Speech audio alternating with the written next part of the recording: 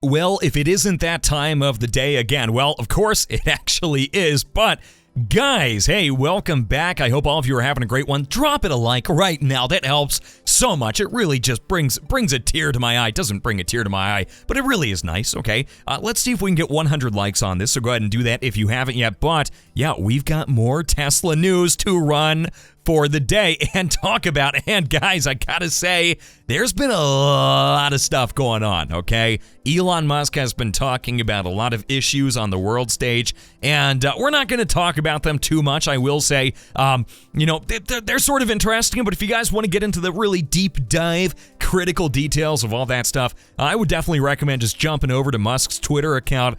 We really tend to focus more on the products, on the info, on the hints, all that stuff, because that, of course, is really how Musk is majorly driving the world forward, right? Tesla, Boring Company, Starlink, SpaceX, all that stuff, it adds up in a big way, and Musk's contribution is pretty hard to overlook. So let's talk about something that I'm pretty sure is a joke, but could be a new sort of fun idea from Elon Musk. Now, the Boring Company has sold some kind of fun, ironic products in the past as well. And yeah, I mean, this is not the most important product under the sun, but could Musk now be looking at making a line of colognes under the Boring Company, or under, his just sort of broader ventures in general?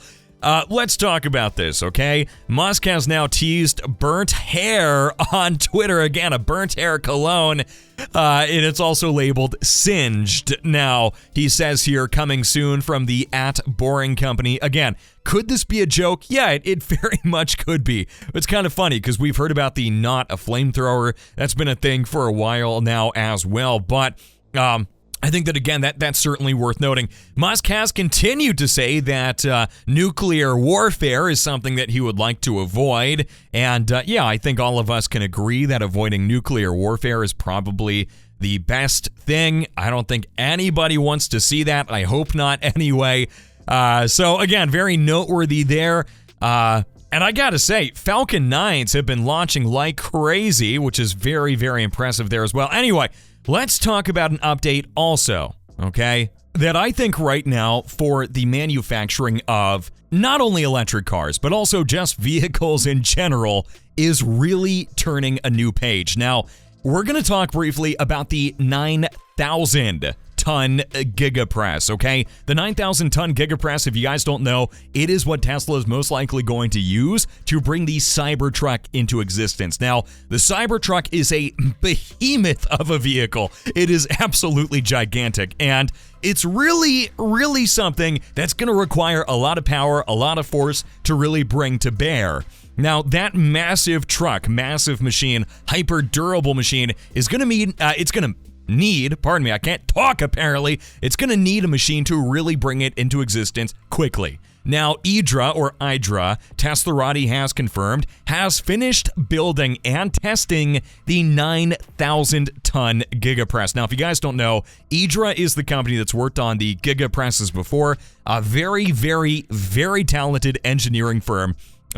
Obviously, some brilliant people working at that company, and they've now really set up a huge improvement on pressing technology. 9,000 tons of pressing potential. Yes, it doesn't weigh 9,000 tons. Let's just address that right off the bat. That's actually the potential it has. That's how that technology works. But anyway, now it has entered the port of Houston just a few days ago, and this was according to Teslarati again as of October 7th. So around 5 days ago at this point, about start of last week, I would estimate, is what we're actually looking at, is when that 9,000-ton gigapress arrived. And that thing really confirms that the production of the Cybertruck is getting pretty close, okay? It's pretty hard to deny that the Cybertruck is now really just on the horizon, because when you're seeing the machines showing up that are going to build a vehicle like that, and you really kind of can't build them without it, yeah, it's pretty important, okay? So that's not a coincidence at all. And guess what? Elon Musk followed up on this just a day later on the 7th and said, and I quote, "Can't wait to see this beast in action." So I'm going to say right now, there's the first loud car of the day. Don't know if you guys can hear that. I've been working on microphone dynamics, trying to make sure that I'm blocking sound out pretty effectively, and I think it's actually working really well. But anyway, yeah, can't wait to see this beast in action. That's a great sign. The Cybertruck is a top priority, and it has to be, okay? Trucks, especially in North America, are still so popular, and they really are a huge market segment. Okay, I've said it once, I'll say it again. The company that can really dive into that market and get started on that, they're going to have a monumental advantage. Anyway, let's talk now about an update also from Robert S. on Twitter. Now, this is actually a chief strategy officer as well. Obviously, someone that's got a lot of good insight, a lot of good info. So I want to say that right now as well. Very, very, very intuitively skilled person. And also highly educated, highly talented. Let's just say that also. So when a guy like this starts talking about something, talking about news, I take it very seriously. Okay, this is not just somebody who's saying, well, you know, I heard maybe from someone the other day, you know, sources familiar with the matter, right? That's a classic move. Anyway, Robert S. shared, last night I met an electrical engineer who's working at Tesla. That alone is exciting. There's another loud car. Man, anyway. Last night I met an electrical engineer who's working at Tesla.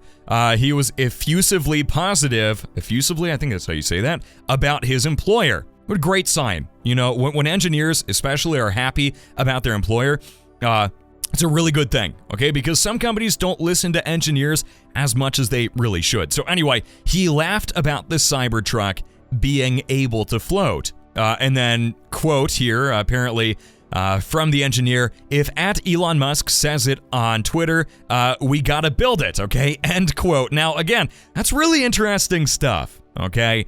And it really shows here that what Musk is saying on Twitter about the Cybertruck, right? And right now, the Cybertruck's still a ways away. We heard about the Gigapress that's gonna build that beast. So I want to say right now, it's probably closer than a lot of people really understand.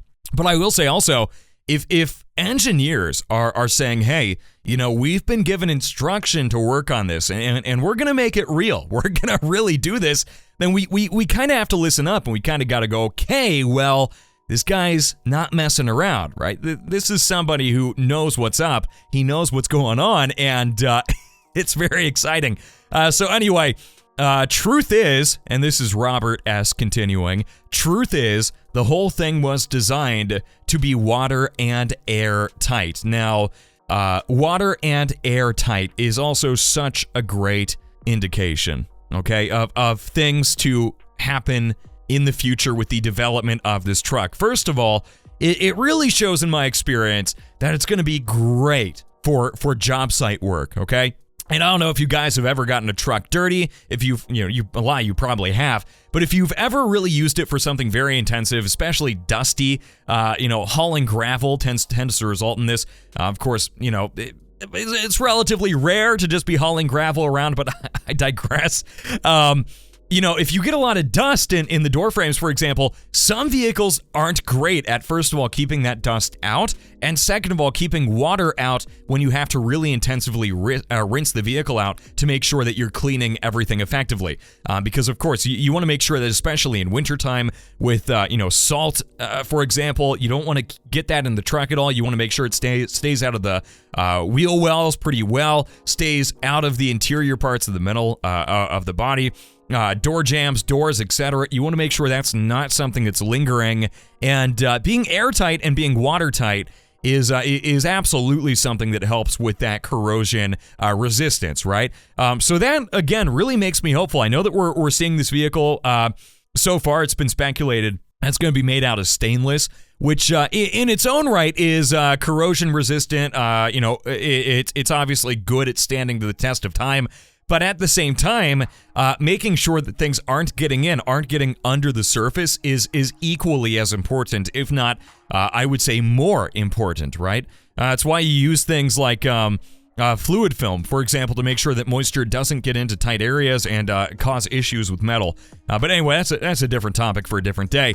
Musk responded and said, yup, it will float. So again, And this is not something where I think Musk is saying, hey, go out and use your truck as a boat. I want to clarify, I do not think that Musk is saying that, okay? I think that Musk is saying, worst case scenario, if worst came to worst, we're building a hyper durable truck, which is trying to make sure that it is workable in like every element, okay? And I think that is essentially what we really are seeing. So that's very noteworthy there, and I did want to go ahead and bring that up. So quick update for the Cybertruck. Again, it's a very, very exciting vehicle. It's very different, really unusual, honestly, unlike anything we've seen. Let's talk now about Tesla's Gigafactory in China, Gigafactory Shanghai. We're hearing that now the output here increased to 83,000 vehicles in a month in September. Now, Shanghai, this factory is just incredible, okay? And it really shows that, again, these factories can aggressively scale. If Musk says, hey, we need more vehicles, let's go. Let's do it. Let's get more vehicles out there. And especially, I've talked about this before, for Oceania, for other markets, it is super important, not to mention the Chinese domestic market as well. Anyway, Toyota apparently has now restarted production of the BZ4X, which I'm personally really not super impressed by, because you would think that a huge company like Toyota would not have significant disruptions in building a new EV. Yeah, and again, I think that it's good that we're seeing more EVs in general, but a lot of these companies, they are lagging behind, and quite frankly, I don't think some of them are serious enough on electric vehicles. Anyway, that's my opinion. Of course, a lot of you guys probably won't be surprised by that at all. And with that said and considered, let's move on now and let's talk about another electric truck. Now, I've said this before, I'll say it again. I think the Cybertruck's going to have a lot of popularity because you know what Tesla's been doing for a long time? Making electric cars. And when a company has a track record of being, first of all, the first company to really do something like this, I would say Tesla very much scaled electric vehicles more aggressively than anybody else. But when we're also looking at trucks, yeah, it's durability matters. Dependability matters, I would argue, more than other vehicles. A lot of the times you're going to buy a truck because you got to use it every day for work, okay? It's not unusual to have to do that. And if you're somebody that depends on that for your income, well, you kind of need to be able to rely on it. Now, we talked about this the other day, but the Fast Lane truck was test driving a Hummer EV, and the vehicle apparently malfunctioned and left them basically high and dry. Now, again, you really do not want that happening. And now, apparently GMC, they've worked on this, and it is, according to Inside EVs, some sort of known software issue. They apparently provided an update, and now it should be good to go. So, hypothetically, it should be fixed. I want to say right now, here's why I find this to be troubling for the GMC Hummer EV, and I think a lot of you guys are going to agree. This is a vehicle that recently has been selling for, over $100,000. A few of them have gone at auction. Let's see here. I want to take a look at a recent example, Hummer EV auction. Let's go ahead and look this up. Yeah, apparently in July, a Hummer EV Edition 1 sold for $324,500 at auction. Bring a Trailer, one of them apparently sold for $275,000. Now, this is a home that could buy you a nice home. Wow. Okay, Freudian slip there. This is a bit of it's a truck that's priced like a home. It could buy you a nice home in a lot of areas, okay? Or maybe a sort of like shed or something in other areas where the cost of living is way higher. But this is a truck that's inordinately expensive, even new without these giant auctions. If you bought it straight from GMC, which, I don't know, can you do that? You're going to be paying a very high price. A very, very high price. A price that is well in excess of being willing to say, well, my truck broke down. If I pay $3,000 or $5,000 for a truck and I don't take care of it, then I'm going to go, okay, well, my truck broke down. Now, I'm not surprised. If I pay $100,000, I kind of don't want that happening. I wonder why. So anyway, I talked about this before. The fast lane truck, they are really a very, very solid source of info. Again, very dependable info. They've got great content. They've covered a lot of stuff. I really don't think they're biased. I think that they tend to take a very fair approach. And I gotta say, if this has been their experience, this is the kind of thing that can make you lose confidence in a vehicle. It's like if you're driving a vehicle and it has an electronic brake issue. And then you have problems with it and you take it in. They say, well, we cleared the error. We can't really fix it, but we did fix it, quote unquote, by addressing this. I'm not saying that GMC did not fix this, by the way. As far as we know, GMC did fix this. So I want to make that abundantly clear. I'm not bashing GMC here. I'm not saying that they, were the root of this issue. I think that GMC did what they needed to. It's a new vehicle, and there are going to be some complications with that. That's obvious. So let's just get that out of the way right now, okay? I'm not saying the GMC Hummer EV is a bad vehicle. I'm just saying that for that price, for a truck like this that you really want dependability from, you really want to make sure it is reliable. It doesn't have issues like this, because if this is a software concern especially, it is something that a lot of consumers feel very disconnected from.